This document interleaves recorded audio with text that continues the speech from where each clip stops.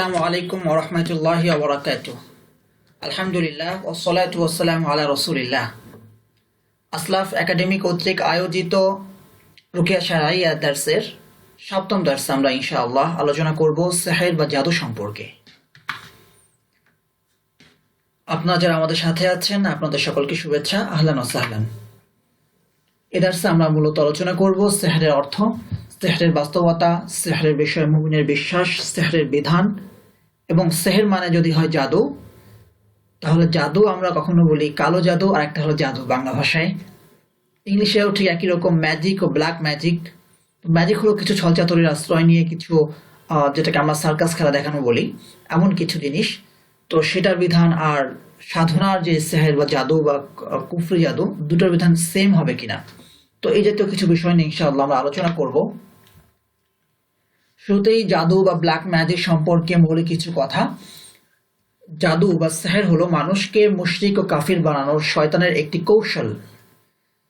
জাদু যে আদিকাল থেকে শুরু হয়ে আজও পর্যন্ত মানুষের মাঝে বিরাজমান, তার প্রমাণ আমরা কুরআন মাজিদে পাই। আল্লাহ সুবহানাহু ওয়া তাআলা কুরআন মাজিদে বলেছেন, মা আতাল্লাযীনা মিন ক্বাবলিহিম বিরাসূলিন ইল্লা ক্বালু সাহিরুন আও মাজনুন। এভাবেই তাদের পূর্বে যত রাসূল এসেছে তা তাদেরকে জাদুকর বলেছে, নয়তো পাগল। রাসূল তো যুগে যুগে এসেছে, প্রত্যেক জাতির কাছেই আল্লাহ রাসূল প্রেরণ করেছেন। তার মানে বোঝা গেল প্রত্যেক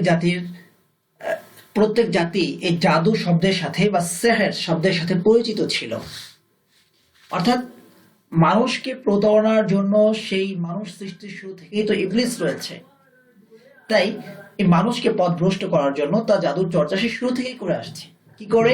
কারণ জাদু হলো কুফরি, যেখানে শয়তানের সাধনা করে মানুষ।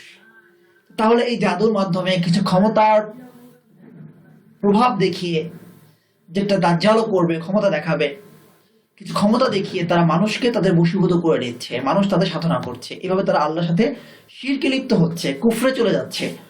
তো এইভাবে মানুষকে পথভ্রষ্ট করার জন্য জাদু হলো শয়তানের একটা হাতিয়ার। তাই জাদু চর্চা হয়েছে, মানুষ শিরকে দিকে গিয়েছে, যুগে যুগে রাসূল এসেছে। যখনই রাসূল এসেছে তখনই তাকে জাদুকর বলেছে, কারণ সেই রাসূল, তিনি যে রাসূল এটা প্রমাণ করার জন্য এমন কিছু কাজ দেখিয়েছেন আল্লাহ সুবহানাহু ওয়া তাআলার পক্ষ থেকে। এমন কিছু প্রমাণ তিনি নিয়ে এসেছেন কোনো মানুষের পক্ষে যে প্রমাণ পেশ করা সম্ভব নয়। তো বাস্তবতার বিপরীতে এই পাওয়ার যখন কোন রাসূল দেখিয়েছেন তখনই তাকে জাদুকর বলেছে। তাই বলতে চাইছে এটা বাস্তবতার বিপরীতে, যার আলাদা কোনো বাস্তবতা নাই। বাস্তবতার বিপরীতে কিছু জাদু যার আলাদা কোনো বাস্তবতা নেই, এটাই হলো জাদু। আর মুআজিজা হলো যেটা বাস্তবতার বিপরীতে এবং যেটা বাস্তব, সরাসরি আল্লাহর পক্ষ থেকে। ইনশাআল্লাহ এই সম্পর্কে আমরা আমাদের আলোচনার মধ্য দিয়ে ধীরে ধীরে স্পষ্ট হবে ইনশাআল্লাহ। জাদু যে শয়তানের পক্ষ থেকে মানুষকে শিক্ষা দেওয়া হয়েছে, আমরা বললাম আদিকাল থেকে জাদু চর্চা, এবং এটা মানুষকে শিখিয়েছে শয়তানদের কাছ থেকে বা জিনদের কাছ থেকে মানুষের কাছে এসেছে। তার প্রমাণ আল্লাহ সুবহানাহু ওয়া তাআলা সূরা বাকারায় উল্লেখ করেছেন। সূরা বাকারার 102 নম্বর আয়াত। বাবেল শহরে শয়তানেরা মানুষদেরকে জাদু শিখাতো, মানুষ তাদের কাছ থেকে জাদু শিখত। যেহেতু জিনের অস্তিত্ব স্বয়ং মানুষের কাছে গোপন, তাই জাদুর সমস্ত কার্যক্রম প্রক্রিয়াও মানুষের কাছে অস্পষ্ট, এবং সে প্রক্রিয়াগুলো আমাদের ইন্দ্রিয় দ্বারা অনুভূত নয়, অর্থাৎ বাস্তবতার বিপরীতে। আর সেই বাস্তবতার বিপরীত হওয়ার কারণেই সেটাকে আমরা জাদু বলছি। সিহর অর্থ কালো জাদু বা ব্ল্যাক ম্যাজিকের আরবি প্রতিশব্দ সিহর। সিহর শব্দের অর্থ গোপন। ব্ল্যাক ম্যাজিক বা জাদুকে সিহর বলা হয় কারণ জাদুর প্রতিক্রিয়া অনুভূত হলেও প্রক্রিয়া অস্পষ্ট। জাদুর প্রতিক্রিয়া অনুভূত মানে প্রতিক্রিয়া দেখা যায় কিন্তু প্রক্রিয়া অস্পষ্ট। একজনকে জাদু করলো, জিন তো অস্পষ্ট, তার এই কার্যকলাপগুলো অস্পষ্ট, কিন্তু সেই জাদুর প্রভাবে একটা মানুষ অসুস্থ হয়ে গেল।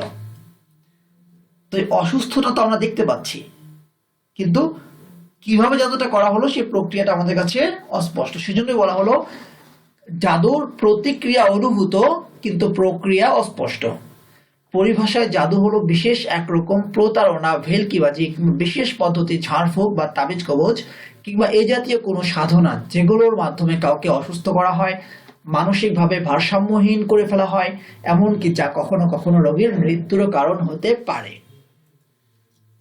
এটা দুইভাবে যে সাধনা, জিনে সাধনা করে মানুষ জাদু করছে জিনের মাধ্যমে। বা কিছু প্রতারণা ফিরকিবাজি সে আশ্রয় নিচ্ছে, কিছু কুফরি কালাম সে করছে। তো বিভিন্ন ভাবে এই যে ক্ষতি করার জন্য জাদুকরেরা জাদু করতে পারে। সিহরের প্রভাব, সাধারণত জাদুর মাধ্যমে মানুষের আচরণগত দিকটাকে প্রভাবিত করা হয়। সেই প্রভাবটা প্রতিক্রিয়া সৃষ্টি করে ব্যক্তির শারীরিক মানসিক সুস্থতায়, সামাজিক ও পারিবারিক জীবন ও আচারে, দৈনন্দিন বৈবাহিক সম্পর্কে, এবং সেই প্রভাব প্রতিফলিত হয় ব্যক্তির বৈদেহিক সুস্থতা ও চিন্তন প্রক্রিয়ায়। খুব জটিল একটা বাক্য হয়ে গেছে না? আচ্ছা, একটু সহজ করে দিচ্ছি। সেটা হলো যে যখন কোনো মানুষকে জাদু করা হচ্ছে, এই জাদুটা প্রথম প্রভাব ফেলে মানুষের অন্তরের উপরে। তার কিছু ভালো লাগে না, হতাশাগ্রস্ততা কাজ করে, কেমন বিষণ্ণতা ছেয়ে যায় তাকে। এক কথা মাইন্ডের উপরে, তার মস্তিষ্কে এটাকে প্রভাব করে। আর এই মাইন্ড বা এই যে মস্তিষ্ক, ব্রেইন, এটা আমাদের পুরো শরীরকে নিয়ন্ত্রণ করে। আমরা খাচ্ছি, সিগন্যাল আসছে থেকে ব্রেন থেকে। আমরা ধরছি, সিগন্যাল আসছে থেকে ব্রেন থেকে। তো এই যে যখন মানসিক দিকটা, ভেতরটা যখন মানুষ অসুস্থ হয়ে যায়, তখন সে আর সুস্থ থাকতে পারে না, তার আচরণে সেটা প্রকাশ পায়। আর এই আচরণগত দিক, সে খাচ্ছে না, খাবারের দিকে হাত যাচ্ছে না, মুখ দিয়ে রুচি হচ্ছে না, সে কারোর সঙ্গে মিশছে না। এই যে না মেশা, না চলা, বের না হওয়া, কারোর সাথে না চলা, অথবা খাবার খেতে না পারা, এগুলো কি করে? তার শারীরিক দিকটাকে অসুস্থ করে ফেলে। প্রথমে মন অসুস্থ হয়, মানসিক অসুস্থতা মানুষের শরীরকে প্রভাবিত করে। যেভাবে একজন ব্যক্তি শারীরিকভাবে অসুস্থ হলে সে মানসিকভাবে অসুস্থ হয়ে যায়, ঠিক একইভাবে বলে যে আগে তো আমি এখান থেকে 3 মাইল হাঁটা সাহস করতাম, চলে যেতাম, হেঁটে চলে যেতাম, এখন এখান থেকে ভাল লাগে না, নড়তেই মন চায় না, মসজিদে যেতে সাহস করতে পারি না। এই যে সাহস করতে পারছে না কেন? কারণ হলো তার শরীর আর আগের মতো চলে না, সে বৃদ্ধ হয়ে গেছে।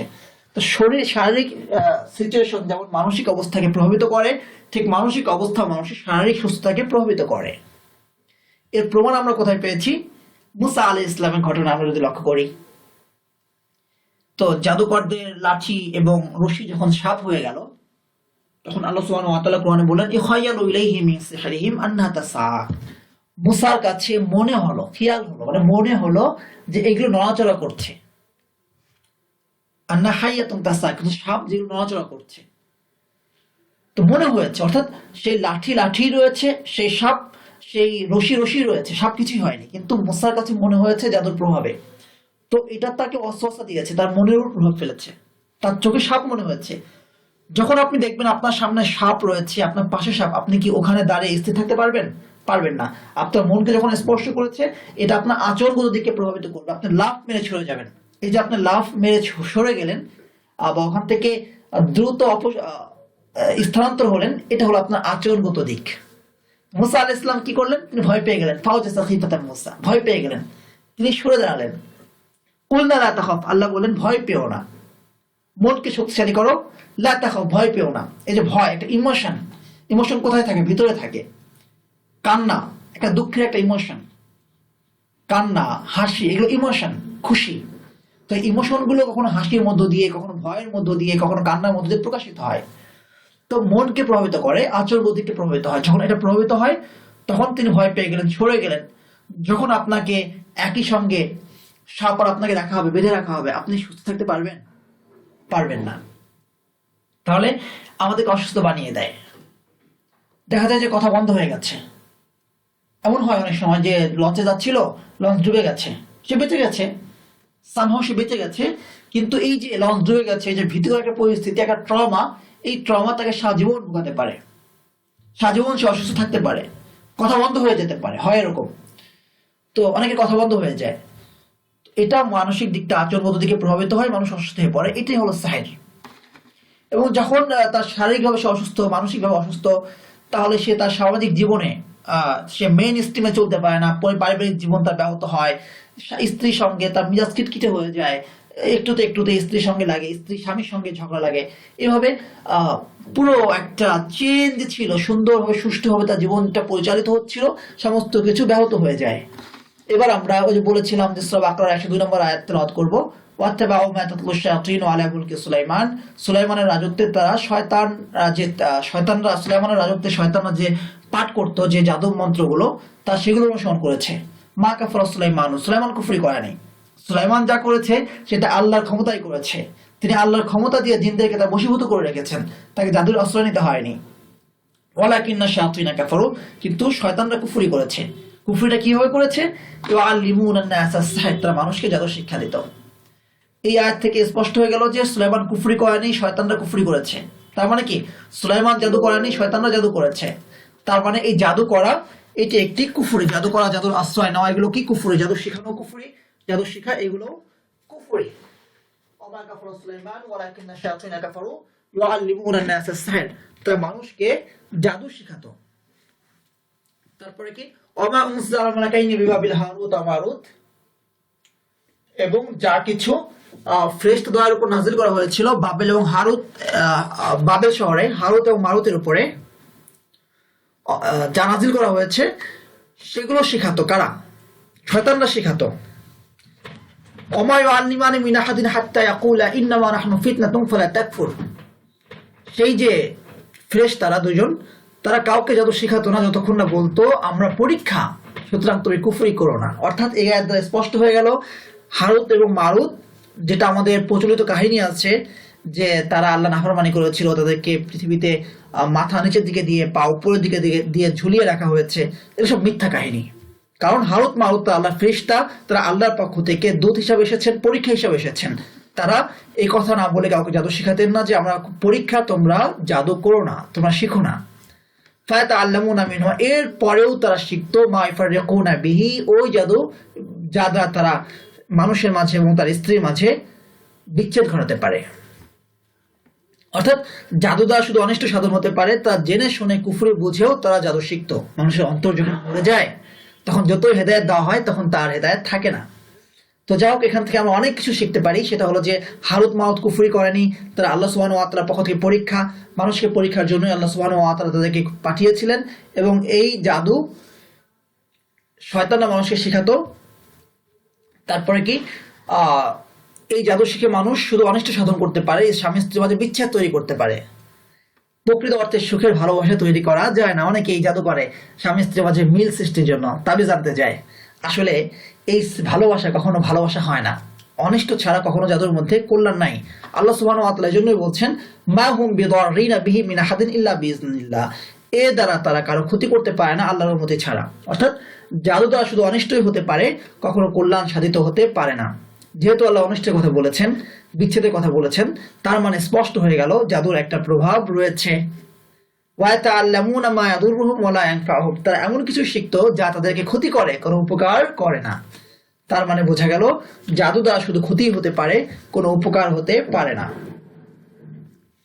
উপরোক্ত আয়াত থেকে জাদু বিষয়ে মুমিনের বিশ্বাস, জাদু সর্বাবস্থায় কুফরি, জাদু শিখা বা শেখানো কুফরি, জাদুর নির্দিষ্ট কোনো ক্ষমতা নেই, জাদুর ক্ষতি আল্লাহর অনুমতিতেই হয়, জাদু দ্বারা ক্ষতি ছাড়া কোনো উপকার হতে পারে না, জাদু একটি ঈমান ও কুফরির পরীক্ষা। যে কে দেখছে যে জাদু একটি কুফরি, তবুও কিছু তো বাহ্যিক ক্ষমতা দেখা যায় নাকি? তো কে ঈমান ঠিক রাখছে আর সে সেই ক্ষমতার পিছনে পড়ে কুফরি করছে, এটা একটা পরীক্ষা। কোন নবী ও ফেরেশতাগণ জাদু কোনো কুফরি করেননি, নবীগণ তো কোনো পাপই করেননি, জাদু তো দূরের কথা, কুফরি তো দূরের কথা, ফেরেশতাও কুফরি করেননি। হারুত মারুত সম্পর্কে যে কথাগুলো আছে এগুলো বানোয়াট, সব মিথ্যা, কারণ তাদেরকে আল্লাহ সুবহানাহু ওয়া তাআলা প্রেরণ করেছিলেন। তাহলে বিধান কি হলো? কালো জাদু সেহের হলো কুফরি, শেখা কুফরি, শেখানো কুফরি। জাদু কাটানোর জন্য যদি জাদু করা হয় এটাও কুফরি হবে, কারণ উপরোক্ত আয়াতে জাদু শিখা শেখানো এগুলো কুফরি বলা হয়েছে কোনো ধরনের শর্ত ছাড়াই। সুতরাং আমাকে জাদু করেছে, এটা কাটানোর জন্য আবার জাদু করা হবে, তার কোনো সুযোগ নেই। জাদু কাটানোর জন্য কি করতে হবে ইনশাআল্লাহ সেটা নিয়ে তো আমরা স্বতন্ত্র দার্স আলোচনা করবই, কিন্তু জাদু কাটানোর জন্য জাদুকরের কাছে যাওয়া কোনো অনুমতি নেই, এটাও কুফরি। আবু হুরায়রা রাদিয়াল্লাহু তাআলা আনহু থেকে বর্ণিত যে রাসূল সাল্লাল্লাহু আলাইহি ওয়াসাল্লাম বলেছেন, 7টি বরবাদকারী বস্তু পরিহার করো। ইজতানিবুস সাবআল মুবিকাত, ইজতানিবুস সাবআল মুবিকাত, 7টি ধ্বংসকারী বা বরবাদকারী বস্তু পরিহার করো। সেগুলো কি কি? আল্লাহর সাথে কোনো কিছু শরীক করো না। শিরিক করা বরবাদ করে দেয়, সমস্ত আমলকে বরবাদ করে দেয় শিরিক। জাদু শাস্ত্র শিক্ষা ও চর্চা করা, কারণ এটাও কুফরি, এটাও সমস্ত আমলকে বরবাদ করে দেয়।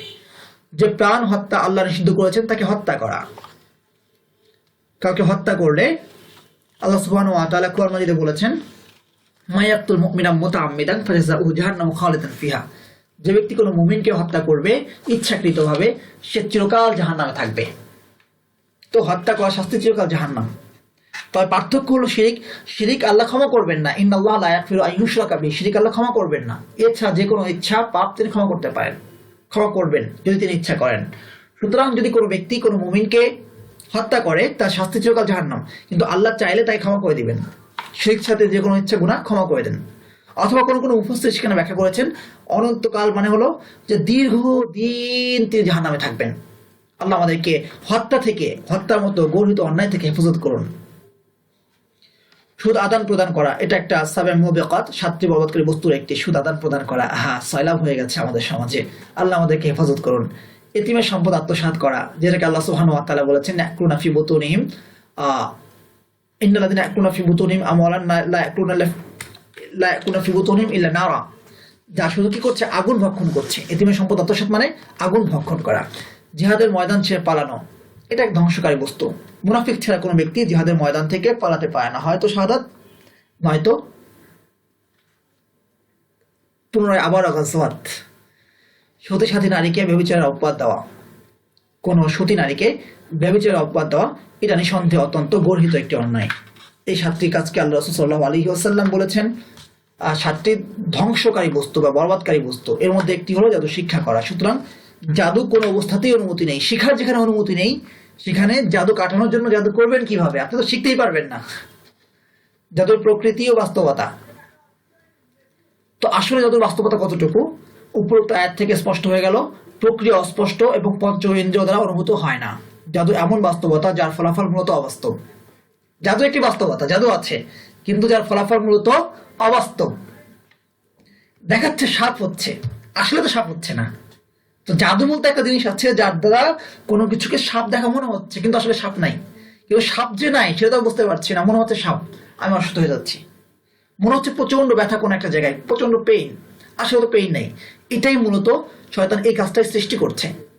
রুকিয়া করলে অনেকের প্রচন্ড পেট ব্যথা হয়, বমি হয়। হ্যাঁ, তো আসলে বাস্তবতা যার ফলাফল মূলত অবাস্তব। জাদুর মাধ্যমে কল্পনা, হ্যালুসিনেশন, খেয়াল সৃষ্টি করা হয় মূলত। যেমন সাধারণ অসুস্থতাকে দুর্বিষহ অনুভূত হয়, যার প্রভাবে তিলকে তাল করা হয়। তুচ্ছ মনোমালিন্যকে কেন্দ্র করে বিবাহ বাতিল হয়ে যায়, জাদু করা হয়েছে, বিবাহ বিচ্ছেদের বাতিল। তো আমরা সবাই দেখতে পাচ্ছি তুচ্ছ একটা বিষয়, কিন্তু সে তুচ্ছ বিষয়টা তার কাছে এত বড় হয়ে গেছে, শেষ পর্যন্ত সেটা ডিভোর্সের দিকে চলে যাচ্ছে। এই জাদুর কারণে কখনো কখনো ভিকটিমের মাঝে আত্মহত্যার প্রবণতাও তৈরি হতে পারে। একটু সে আত্মহত্যা করতে চায়। যেমন উদাহরণস্বরূপ ইহুদি কর্তৃক রাসূল সাল্লাল্লাহু আলাইহি ওয়াসাল্লামকে জাদু করা। রাসূল সাল্লাল্লাহু আলাইহি ওয়াসাল্লামকে জাদু করা হয়েছিল আমরা জানি। তখন রাসূল সাল্লাল্লাহু আলাইহি ওয়াসাল্লাম, হাদিসে এসেছে স্পষ্ট করে, তিনি তার কাছে মনে হতো আমি কাজটা করেছি, আসলে তিনি কাজটা করেননি। তো এই যে তিনি মনে করছেন করেছেন, কিন্তু তিনি আসলে কাজটা করেননি।